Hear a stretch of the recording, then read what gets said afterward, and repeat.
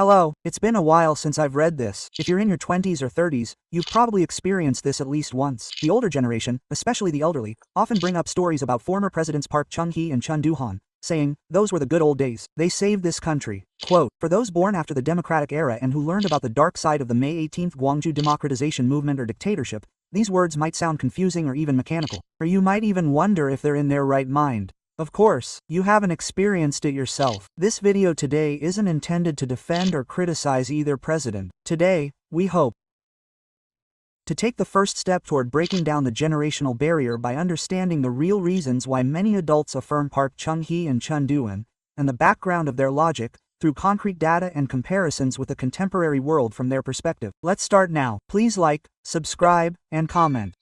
The most powerful memory of the adult generation is poverty. In the early 1960s, when President Park Chung-hee was in power, it was literally the poorest country in the world. Just think of Africa today. It's unbelievable. Even compared to the newly independent countries in Asia and Africa at the time, Korea was in a very serious situation. It was a time when people fought a war between ethnic groups for a long time after independence, and people lived in fear that another war would break out. Africa is still the same, with some exceptions. Many countries we perceive as poor today were better off than Korea in the early 1960s. The goal of the adults of that time was not democracy, but tonight's meal. Millions of tons of flour, which arrived as aid from the United States since 1956, were made into suchebi, kalguksu, danji noodles, pajeon, tteokbokki, sweet red bean jjajangmyeon, ramen, and budae-jjigae, all flour-based snacks. Without this aid, a massive famine would have occurred. The next generation overcame this crisis, thrived, and became the foundation of Korean industry. The Park Chung-hee regime's greatest achievement was its successful industrialization, eradicating this absolute poverty with a destructive drive. Per capita GNP, which stood at $100 in 1963, exceeded $1,500 by the end of the regime in 1979. This is a 15-fold growth rate, a feat rarely seen anywhere else in the world. Similar countries like Singapore and Taiwan share similar characteristics. Their attitudes toward their nation's wealth are also starkly contrasting. This is the image of success ingrained in the minds of the older generation. To them, the two leaders Park Chung-hee and Chun Doo-hwan are benefactors who ended starvation, and this experience is a memory of survival that cannot be easily shaken by any ideology or criticism. Why do adults try so hard to ignore human rights abuses and dictatorship as being somewhat unavoidable or unavoidable? Their logic is based on efficiency and desperation. Early experiments in democracy, such as the Second Republic before Park Chung-hee's regime, failed to rebuild the economy due to endless political turmoil, corruption, and the Powell conflict. With the system in a state of collapse, democracy, far from advancing, led the country to regress. Adults believed that democracy was a mere luxury and that strong leadership was essential to escaping poverty. Indeed, other developing countries at the time, particularly those in Latin America under military dictatorship, governed in a similar way to Korea. However, due to reckless external pressure and inefficiency, growth stalled during the 1980s financial crisis. In contrast, Korea, with its strong government, maintained rapid growth of 9.2% annually. This comparison conveys an important message to adults. Our dictatorship was different from that of other countries. At least it made us prosperous. For them, strong dictatorship was a choice for growth and a formula for success. Another factor that makes the two presidents positive is national security. For the 2030 generation, security has become a daily occurrence. They have a defense budget comparable to that of the 12th largest country in the world and a strong ROK-US alliance. However, for adults, it was the fear of the collapse of the regime. In the 1960s and 1970s, South Vietnam, which had been supported by the United States, was on the verge of communism, and President Park Chung-hee defended the free world by introducing the Korean military. However, the free world eventually withdrew from Vietnam, and in 1975, Saigon fell to Viet Cong rule. This caused the free world in Asia, including Korean society, to be gripped by extreme fear that they too could be taken over by the North's Workers' Party of Korea and the Chinese Communist Party at any time. In this situation, Park Chung-hee defended the country with strong ruling power, advocating for independent national defense, and is evaluated as having brought social stability by resolving the chaos following the 116 incident with military power. For this generation, stability meant survival. The belief that a strong leader has resolutely defended the country from North Korean threats and domestic turmoil is another reason to tolerate their ruling style. Now, here's the most important part of this video. Why do adults, even after this era, strongly criticize the democratic governments of the 1990s and later, and instead say that the past dictatorship were much better? The reasons largely boil down to two.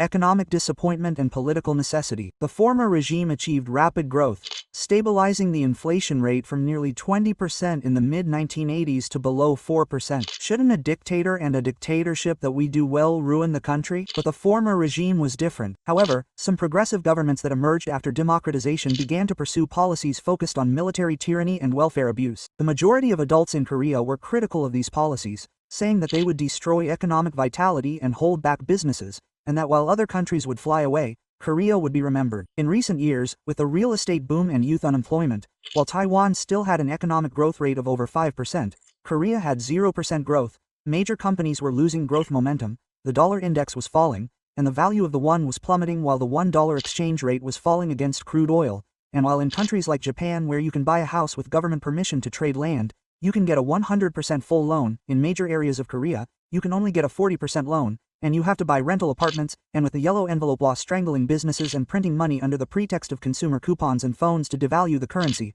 adults became convinced that prioritizing distribution over growth would ruin the country. Even in a situation where even mentioning Park Chung-hee's growth philosophy was considered sinful for a time, adults are now re-evaluating him as a great leader. Democracy certainly contributes to the advancement of Korean society, but it's also a root cause of the endless political strife and social conflict between the ruling and opposition parties. Adults want information that works without fighting, retaliation, or purges. The past two presidents at least demonstrated drive and decisiveness in governing. However, in the eyes of adults, current politics is mired in political correctness, so-called anti-discrimination, and ideological debates, losing efficiency and leaving the country adrift.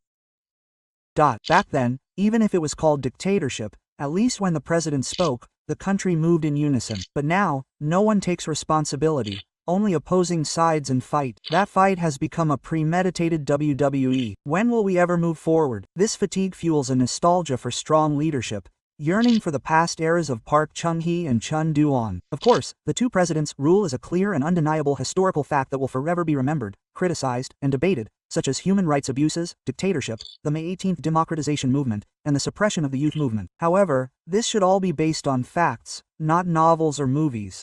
Adults evaluate facts relative to results, while Korea currently evaluates them absolutely. They argue that first, the economic achievements are so overwhelming that minor differences cannot be used to deny the whole picture. Second, compared to other dictatorship, this is a relatively small achievement. In Asia at the time, the Pol Pot regime in Cambodia massacred millions of its own citizens, and the Pinochet regime in China also carried out large-scale oppression. The logic of adults is that the so-called dictatorship in our country had a clear goal of national development and was on a different level from such extreme violence. Thus, their evaluation is not based on what they did, but on what they prevented and whether they performed better than other countries. In short, the adults' view of Park Chung-hee and Chun Doo-hwan as admirable stems from their experience of surviving absolute poverty and their confidence in the tangible results of growth, rather than ideology or political support. And most importantly, the inefficiency and chaos of the democratic governments that began with such high hopes and the subsequent governments forced them to re-evaluate their memories of the past. When the 40 to 50 generation criticizes them for undermining democracy and human rights, adults respond by saying they provided what we most needed. Because we haven't experienced their experiences, we cannot fully understand the horrors and conflicts between Korea and Japan. I'm the same way. In fact, I was the target of anger and contempt in the classroom. Shameful Korean history, perhaps? But I hope today's video has given you some insight into the real reason why adults think that way. What do you think? Were Park Chung-hee and Chun Doo-hwan dictators or heroes? If the response is positive, I'll share specific stories about Korea's development during those two regimes. Your subscriptions, likes, and notifications are a huge help in the production of future videos. Thank you.